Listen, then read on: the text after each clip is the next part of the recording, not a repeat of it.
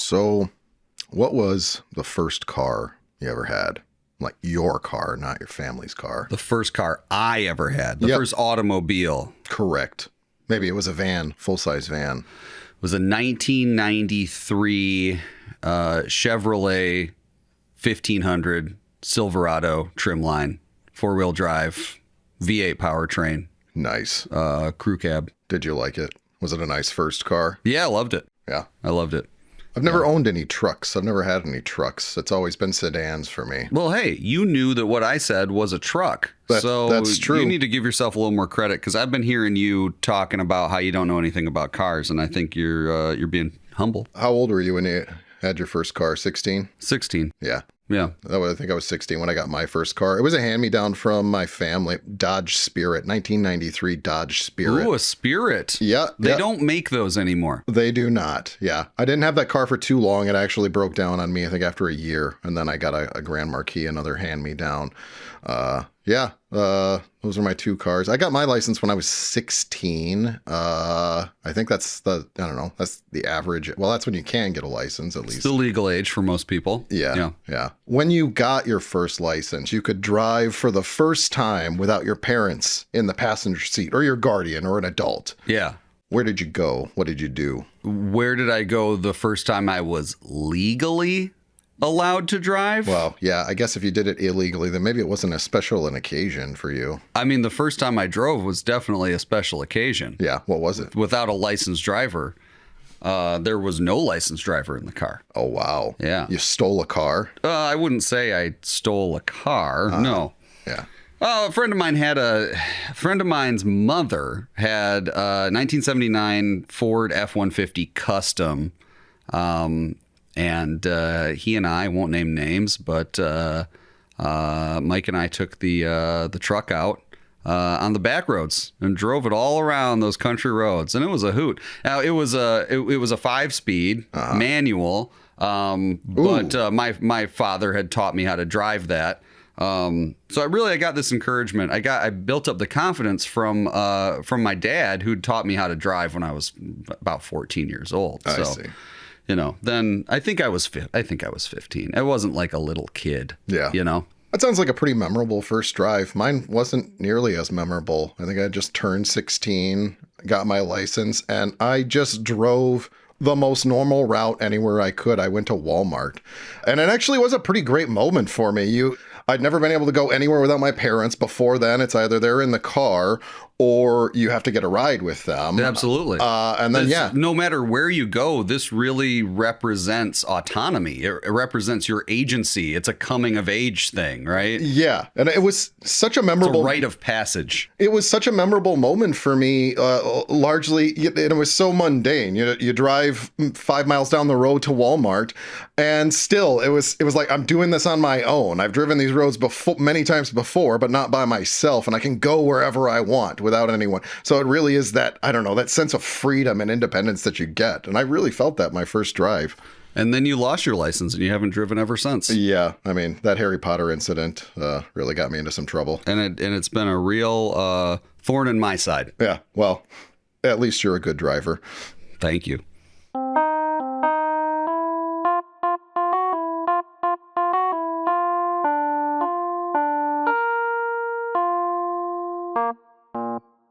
Everyone, listeners near and hopefully far, whether you're listening live or on recording that some supporter out in the field has heroically provided you, back on the front lines, the new front lines.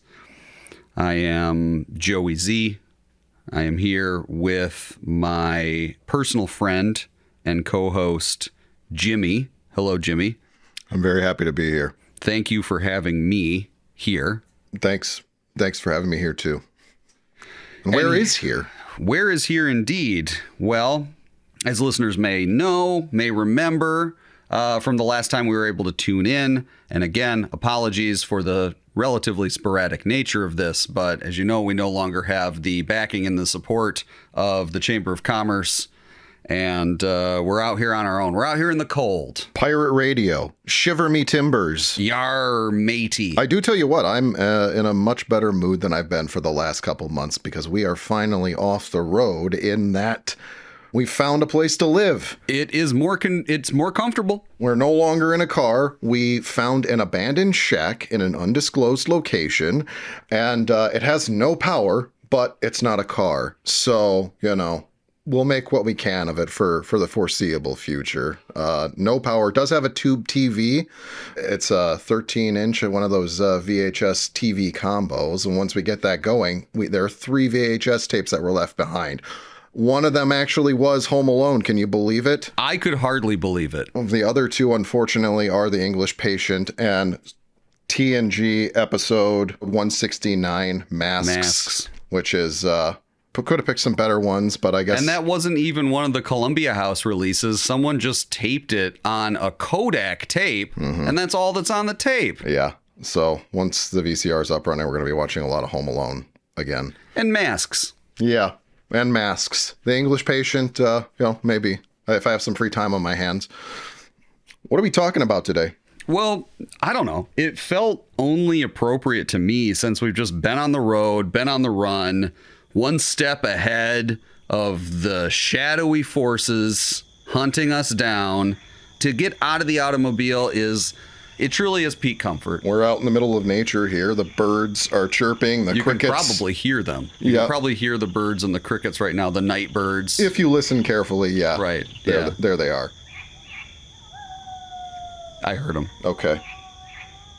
Nevertheless, having gotten out of the car, really my mind, sometimes you spend a lot of time in a small space and it constricts the mind. You ever notice that?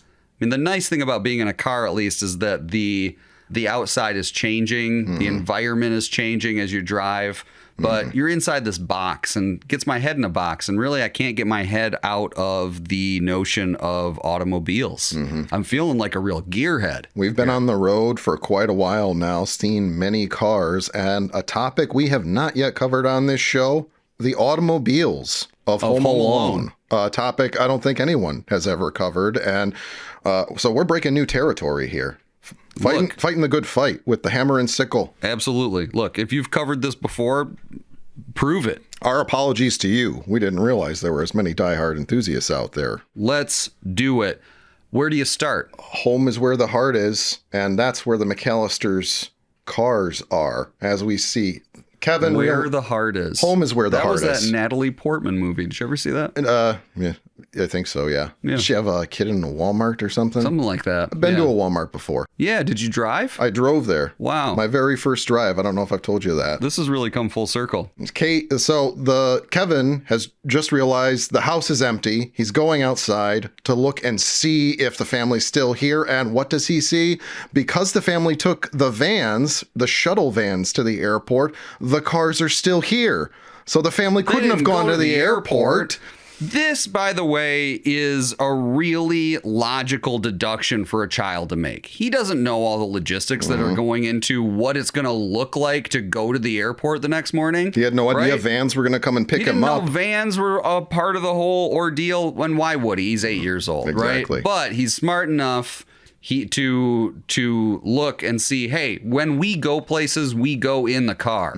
The cars are here. Yep. So he rules that out from the start. He knows that can't be the case. What are the 2 cars that we got in that garage? The 2 cars, as best we can tell, in the garage, in the McCallister's 2-stall garage, are both Buicks. So we know that they are a Buick family. They buy American. And that, I think we'll get into it, but that's a theme that we're going to see a little bit of throughout this film. It's also just something of the era, perhaps, but based on everything we can discern from the high 4K scans, the Blu-ray, UHD Blu-ray of Home Alone, is that the car on the left is a 1986 Buick Electra estate wagon. So a station wagon, basically. It's a station wagon. Yeah. Yep. And the car on the right, and by the way, I'm going to make a guess here that car on the left, the 86... is Kate's car. Is Peter's car. You think Peter has the station wagon? I do. And then the car on the right is, we believe, a 1990 Buick LeSabre. Right, hot off the, so 1990, that's when Home Alone was made. That thing's car brand is right off the line. new. Probably got Brand less than 5,000 miles on the odometer. Right. Well, this is Christmas, right? And the model year car comes out the September of the previous year, right? Oh, okay. So if this is Christmas of 1989, the Buick LeSabre, the 90 Buick LeSabre hit the lots in September of 1989. I see. So this car is brand spanking new. This teaches us one thing that we've known all along. The McCallisters are very wealthy. They got that money. Yep. They got that money. I tell you what, the Wet Bandits probably followed that Buick LeSabre back to Winnetka and said, I want to, wherever that person lives, I want to rob those houses. Look at that nice Buick. Yeah. That's brand spanking new. Now, what we don't know, we're going to give production the benefit of the doubt here. The reality, of course, is that we know this film was shot in early 1990, right? Mostly those exteriors, I believe, were shot in like February of 1990 in Winnetka, right? So that car was formally out. It was 1990 already. Okay. But I think even based on the storyline, there's not an issue here. Question. Why do you think the station wagon is Peter's and not Kate's? They seem like a traditional family, and in those situations, I don't know, typically the mom is the one who's got the station wagon because she's often the one picking up the kids from school. Absolutely. And you raise a great question, and I would love to explain myself, but I just heard something creepy outside. Oh, no. And is it Jerry Novak? I'll tell you after the break.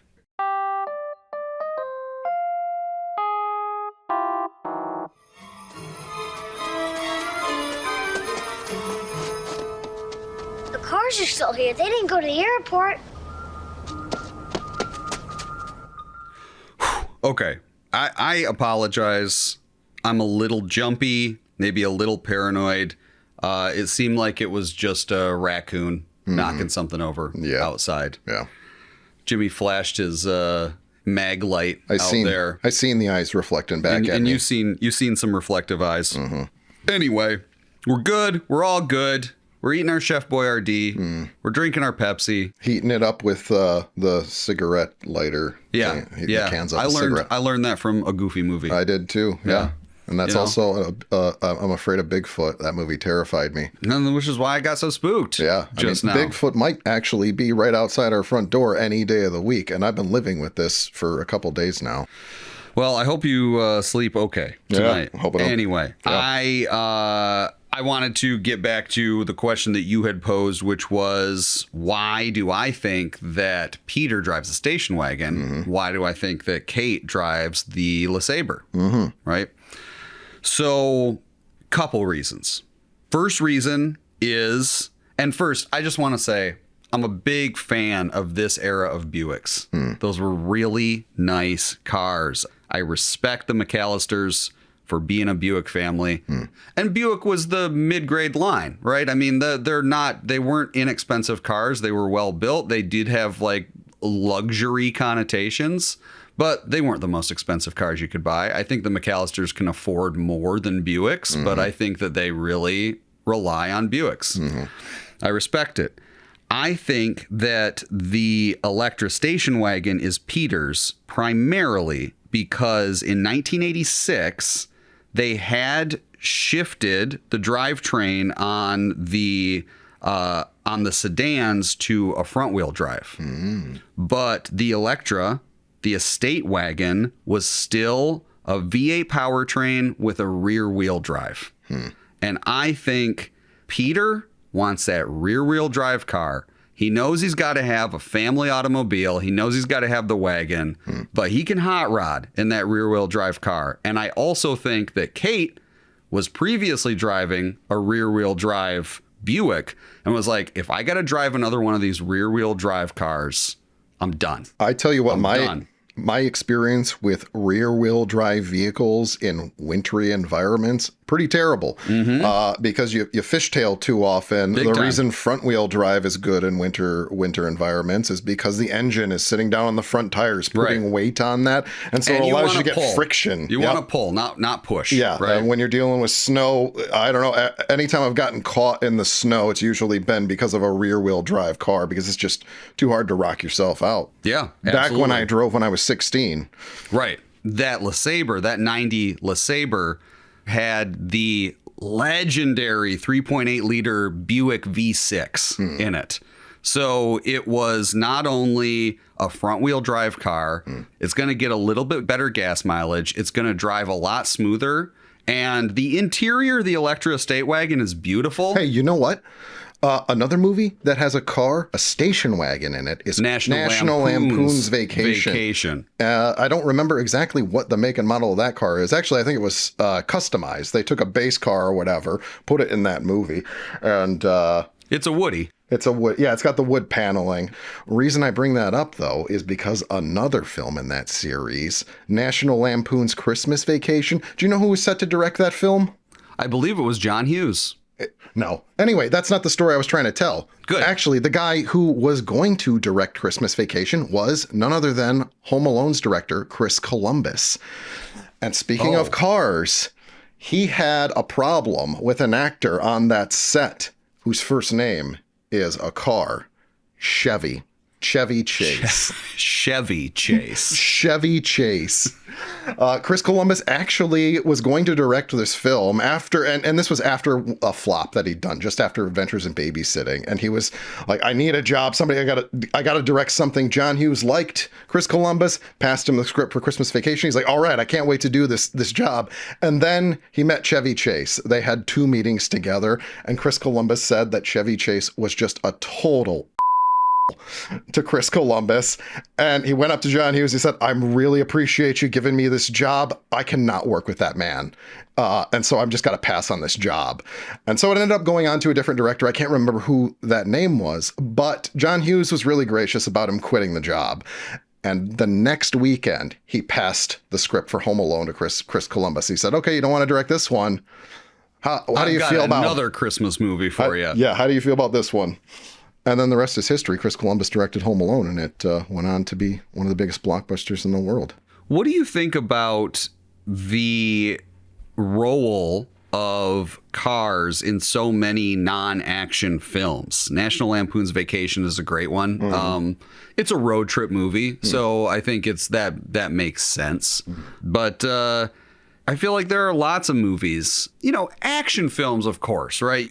Cars make sense in action because it's high stakes and there's risk and there's mortality and there's adrenaline High and speeds. thrills and high speeds, right? It's great for the pictures. Yes. But just as often, we really see cars playing large integral roles in films that aren't action oriented. Yeah. What do you think that's about? I don't know. I don't really think that cars really play a pivotal role in Home Alone. Most of them just seem like their background. You don't ever see anyone drive a car in Home Alone except for You see the Wet vans. Bandits. You do see the Wet Bandits drive vans. You see the Pizza Boy. Yeah, you do see the Pizza Boy. Okay, I'm wrong. I made a mistake. But you're never really inside of a car. I mean, like a couple of scenes you're through the windshield, like watching the Wet Bandits as they're parked. No, it's not. I wouldn't say the Home Alone is like a vehicle centric film. No, not like Fast and Furious Tokyo Drift. Have you seen this movie?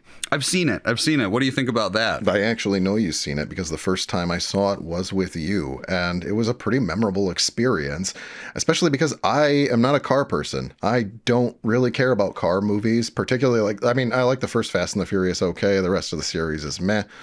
But me and you went to Cincinnati one time, and we were about to go. You and me and Mr. Pat Muldoon, Mr. Pat Producer. Muldoon, Mr. Producer, went to Cincinnati for a film festival one time, and we're about ready to go out for a night on the town, 6 o'clock, all dressed up. And Yeah, we got bells on our shoes. Is that what they say? Yeah, When yeah. you're all ready for the ball? Yeah, with bells on. With bells on our shoes. Getting ready to go out on the town, and we're watching TBS, and all of a sudden, a movie starring Zachary Ty Bryan comes up. Fast and the Furious Tokyo Drift. And it was on TBS, so there were commercials. And I just remember at every commercial break, for whatever reason, we had become enamored by this, but there would be one of us in the group that would say, okay, it's time to go out. And the other two would say, let's go next commercial break. Let's just see one more bit of this movie. Let's see what's going on there. And then that happened throughout the entire movie. We sat through 20 commercial breaks and watched all of Fast and the Furious Tokyo Drift on TBS. It was really terrific. Yeah. It was a really, really great movie. It's got a special place in my heart because the whole premise just seems so preposterous. You've got this like sort of high school kid from Georgia or Alabama or something like that, going over to Japan, a culture like just so different from his own, and trying to like bumble his way through it. Just had a really good time with that one.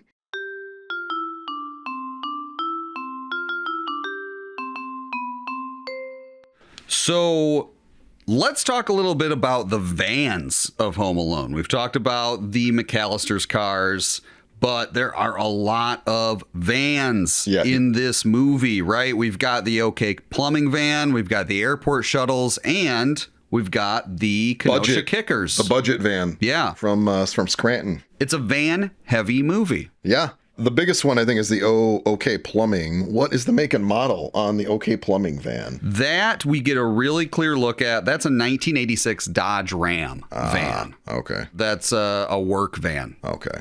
Which makes sense. Working guy's van. That's probably why they chose it, because it looks like something that plumbers might actually use. Absolutely. Yeah. Plus, they got the sign on the side of it. They got the sign on it, which really helps to make people think that it belongs to plumbers. Mm-hmm.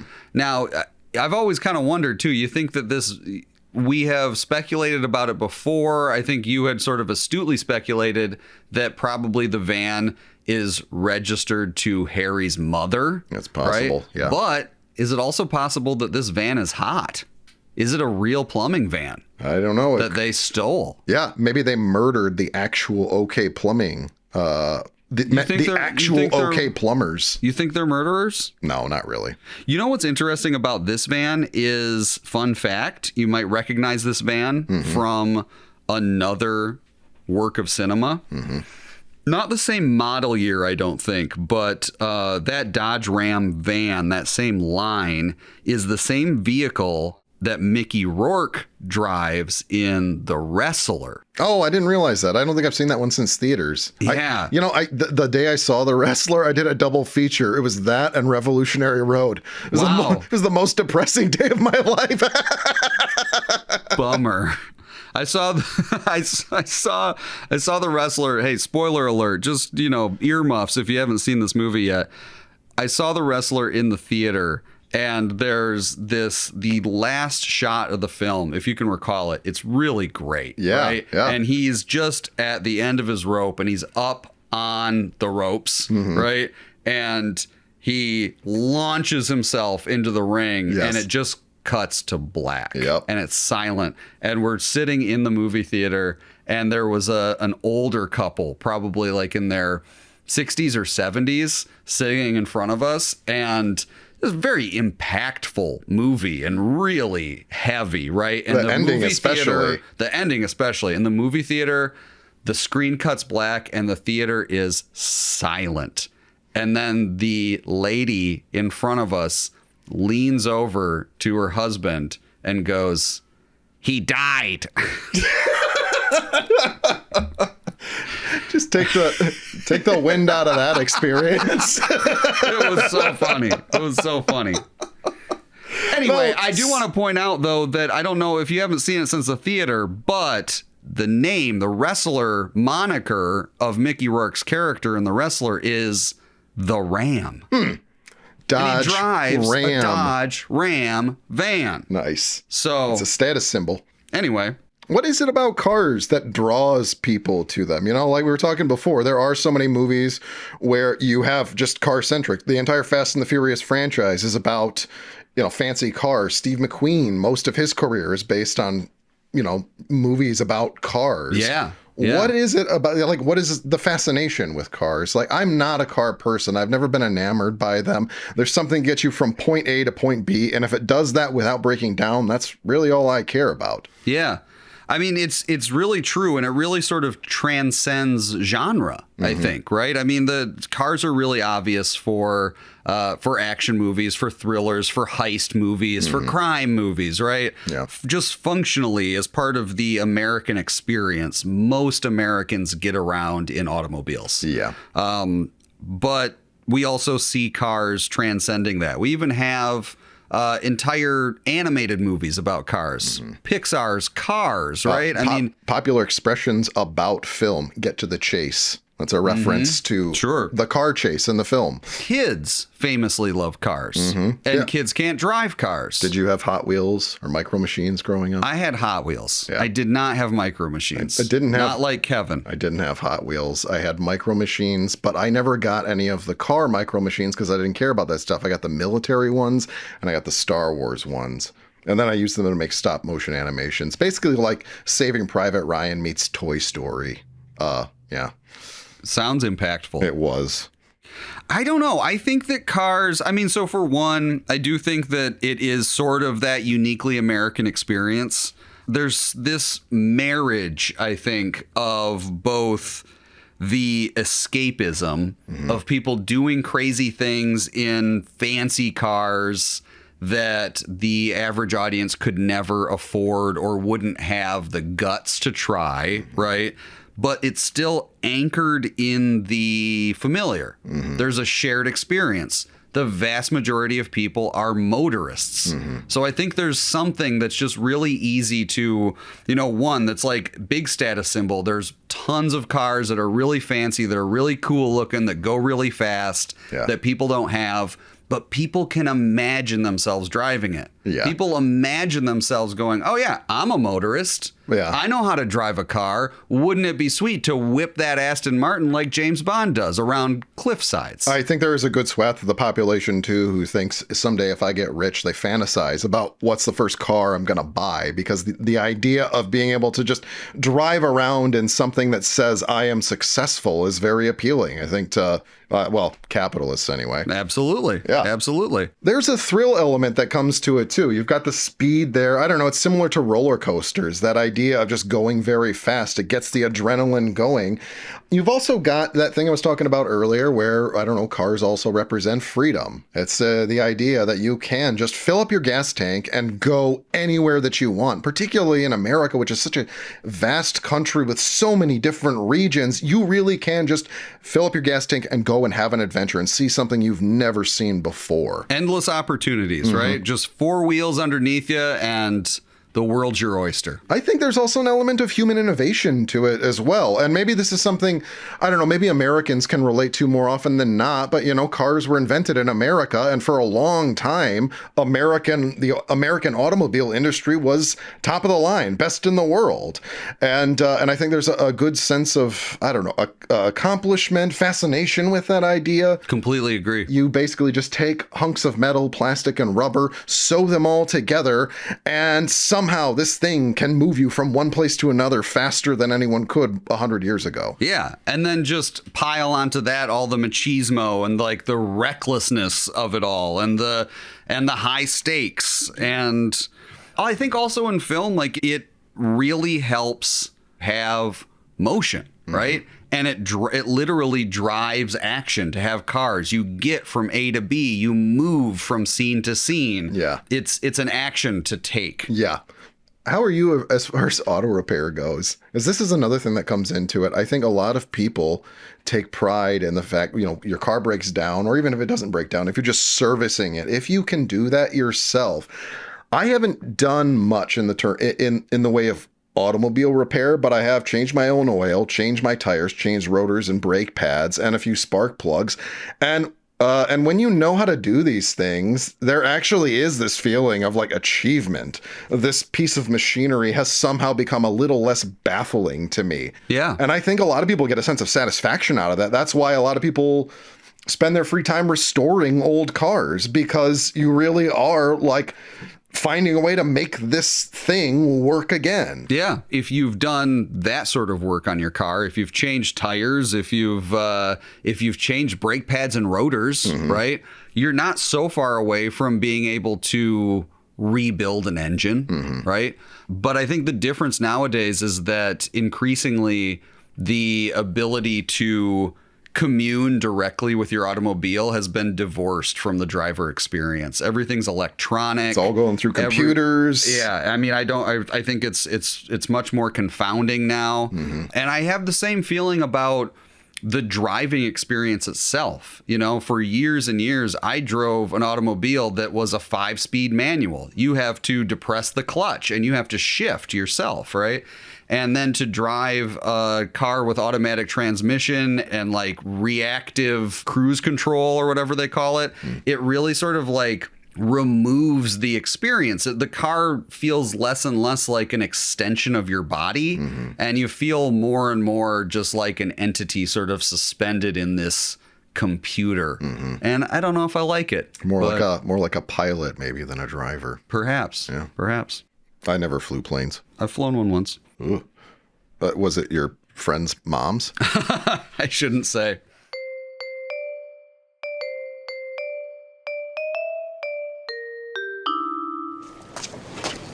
Damn. How low can you get giving Kris Kringle a parking ticket on Christmas Eve? What's next? Rabies shots for the Easter Bunny? What about the compact cars of Home Alone? Yeah, we've got a few of them. The first of which is the Pizza Boys car. What do we got there? The Plymouth Horizon. That's a weird shape for a car. Hatchback? Yeah. Something like a hatchback? It is a bit like a hatchback. I don't know how long Plymouth made the Horizon. Now, here's one where I think we might actually have a real case of anachronism going on here, because I could be wrong, but it seems to me that it sounds like the consensus is that Pizza Boy's Plymouth Horizon is a 1990 Plymouth Horizon. And that just doesn't track for me. Because he's a pizza boy. How could he afford such a thing? Right. Though we do know from deleted scenes that he does sort of like live in one of these big houses in Winnetka. Yeah. So maybe his parents did buy him a brand new Horizon. Maybe the pizza boy isn't as minimum wage as we once thought he would. He's just as privileged as the McCallisters. He just happens to have a job. He just happens to have a job. Yeah. And we don't know that Buzz doesn't have a job either. Maybe he also works for the pizza place. He doesn't have his own car, though. Probably not. Yeah. The other car that we have, the compact car, we've got Santa Claus. Santa Claus has the only non-American car in the film. Yes. And it's the one car that breaks down when he tries to start it. And not only that, it actually broke down in real life. Right. It's the 1982 Honda Civic we've got for Santa Claus. Do you think that that was incidental, or do you think that that's intentional? That the only non-American car in the movie is the one that is portrayed as a beater? Yeah, I could see that as being intentional. I mean, they didn't plan for it to break down, but it wasn't supposed to look like a crappy car. I don't know. Also, I don't know how Japanese automakers were back in the 80s. Toyota has a great reputation now. Their engines are they live forever. And the American auto industry is kind of in the dumps these days comparatively. But I don't know if in the 80s the Japanese automakers had quite gotten a handle on it the way that they have now, or if they had a worse reputation, or if that was just a cultural thing, because Buy American was a big thing for people back in the 80s. Do you think that Santa Claus has another job other than being Santa Claus? Probably being the Easter Bunny. He'd make a good Easter Bunny. I don't know. What do you think most Santa Clauses do in their free time when they're not being Santa Claus? Wonder. They're actors or daycare attendants. Probably not daycare attendants. They work at the hardware store? I don't know.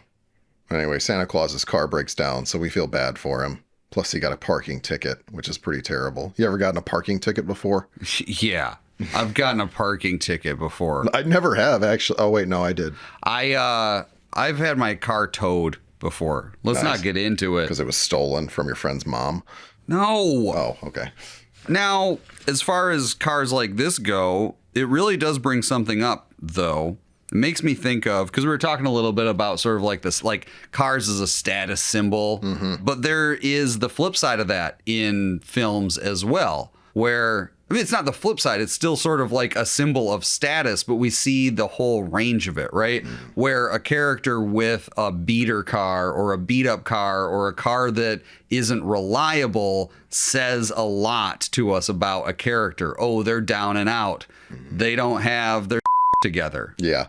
A movie that occurs to me is Uncle Buck. I was about to say that too. I love there are several scenes where Uncle Buck's car stops and then backfires, and it sounds like a bomb going off in the middle of this.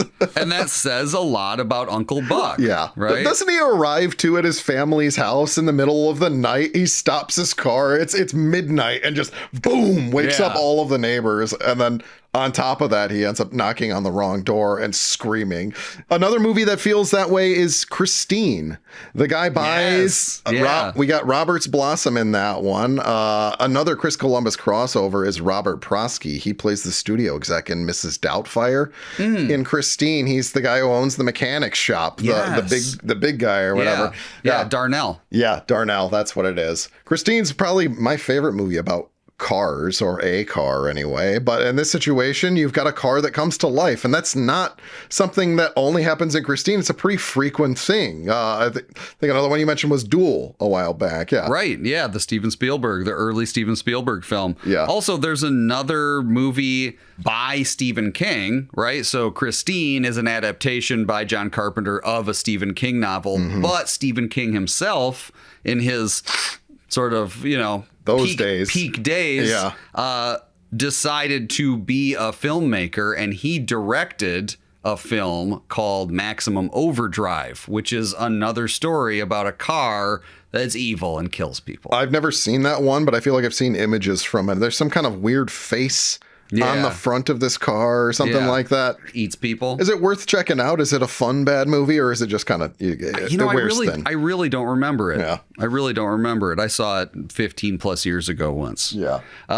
But that's a really good point, right? I mean, Christine is a very interesting one because we see this fascination and obsession of our main character to restore this car, sees the potential in this hunk of junk, right? Yeah. And really breathes life back into it and makes it a car that really is like the envy of other people. Well, it really brings home this point, too, of the car being a status symbol. He's this dweeby nerd at the beginning who gets picked on.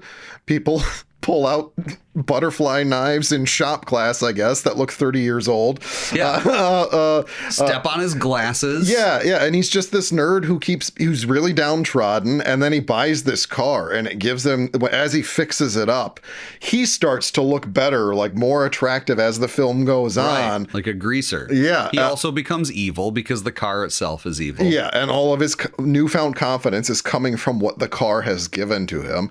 I think he's the only one up until the very end of the film that knows it. Well, I guess anybody who gets killed by it knows it's alive. Right. Most of them think he's inside of it, though. They don't realize it's just a car driving itself and murdering with them. Yeah. The car itself being a character in the film. I mean, the film is named after the car. Yeah. That's a big one. I also love, too, that it's not just a one-way in that situation. The car kills most people. But when it comes to the people that are picking on the kid, the car goes and hunts those people down by itself. There is a partnership there. The kid fixed the car up, made it look better, feels respected because of it, and the car gives back to him as a result. Yeah. By murdering people. Yeah, it's a really dysfunctional relationship.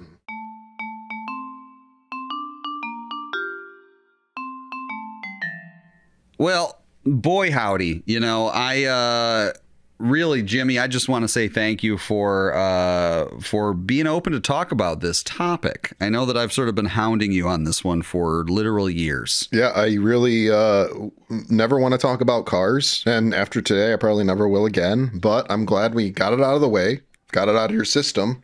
And you really showed up here. Yeah. I think that listeners at home will think, hey, Jimmy Dantes knows a thing or two or three about cars, even if he says he doesn't. Yeah.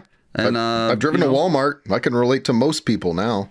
True that. Mm-hmm. I think that the cars in Home Alone are really important. I think that it was really important that we talked about them today. I think that we really dug in deep. Oh, question for you. Yeah. Do those vans from the airport, do they get good gas mileage, and do they have four-wheel drive? They definitely don't have four-wheel drive. Those are Dodge Ram wagons. Manual transmission. They don't have manual transmission. They have automatic transmission? They have automatic transmission. Yeah. And they do not get good gas mileage. Oh, okay. Yeah. Well, good thing they're not going far. O'Hare's not too far from Seriously, Winnetka. it's a shuttle. Yeah. It's a shuttle.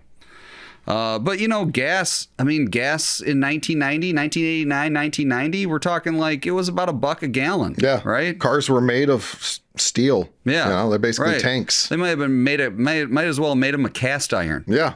Well, I think that I'm feeling a little better. It's nice to get back on the airwaves. It's nice to go back out here, reach our audience, know that we're getting the important messaging out to folks. We are still alive. Sheboygan is still hostage. Anyone who can get us information from back home, please, carrier pigeon, whatever it takes. Morse code. Shortwave radio. Just get it back to us. This radio thing, it goes both ways. I don't know if I've ever mentioned that, but it goes both ways. Yeah. And we're going to keep fixing up this cabin. It's a little drafty. Maybe we'll try to find some solar cells. We can scavenge from around here and get that tube TV up and running. So we can start watching some movies and and a TV show episode. Really like to get, I think maybe we can build whatchamacallit, the wind blows into it. It's like a turbine. A windmill? It's like a mill. Don Quixote? The wind blows into it and it spins the mill. What's that called? The giant thing? Cervantes? It's like a big giant thing. It's like a circle on a stick. Yeah. It's like a wind goes into it. Like a propeller? And mill comes out. A pinwheel?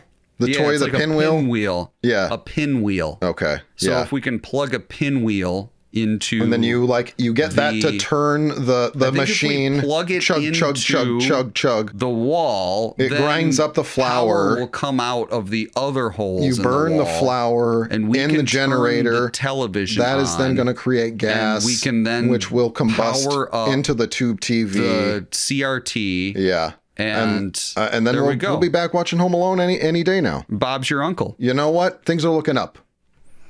Jimmy, nice to see you again. Mm-hmm. Great to see you. Just Great to be here with you. Just like I've been seeing you every day for the last 3 months, 4 months. Yeah. Have a Pop-Tart. Thanks. See you next time. Bye.